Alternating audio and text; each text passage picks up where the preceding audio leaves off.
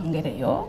Abasomesa b'essomero lya Alsa Junior School Matuga wa Kiso mu Nansana bali mu kutya olw'omuyizi waabwe okubula.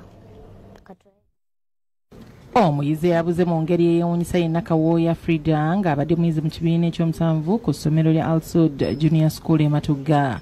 Kigambibwa nti ono okubula entabo yavudde ku butakkaanya olw'abaluseewo ne muyizi munneera okukakanya nga balwanaganye n'amutuusaako obulabe wabula abasomesa bwebaatutte munne mu ddwaliro Nakawooya we yasalidde amagezi agabulawo era abasomesa bagenze okudda okuva mu ddwaliro nga talabikako etadde abasomesa n'abakulira essomero lino ku bunkenke n'okutuusa kati. Alida Nakawooya yonna yonna gy'oli bw'obeera ng'otuwulira oba yenna eyamulabyeko Farida Nakawooya tukugamba nti tuli banakuwavu nnyo nga ffe abasomesa bo bazadde bo nabo banakuwavu n'essomero lyaffe lyonna okutwalira awamu lyonna.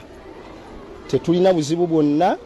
Farida Nakawooya yenna mulina twagala obeere ng'okomawo kubanga emitima ffenna gitwewanise. Amyuka omwogezi wa poliisi mu kampani emirano Luko Wesigire atangaazizza ku kubula kw'omuyizi era n'agamba nga poliisi batandise dda omuyigo okunoonya omwana ono. So tukubirizaawo bonna abamanyi gy'ali okutegeezako poliisi tusobole okuba nti netumukwasaganya ne bazadde be. Naye yenna gy'ali tatya asobola okuba nti navaayo asobola okuba nti nakwasaganyizibwa ne bazadde be. Joseph Innocent Senfuma yakusakidde eggulire lino ku Bukedde TV.